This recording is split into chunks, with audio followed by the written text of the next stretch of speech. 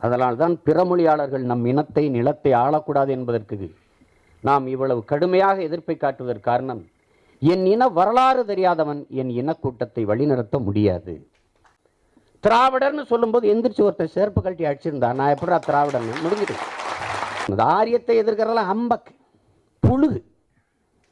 அந்த காலத்திலிருந்து இந்த காலம் வரை தமிழியம்தான் ஆரியத்தோட சண்டை போட்டுருக்குது. ஆரிய படைகடந்த பாண்டியன் நெடுஞ்செழியான் இருக்கான வழியே திராவிட செல்லியன்லாம் கிடையாதுங்க.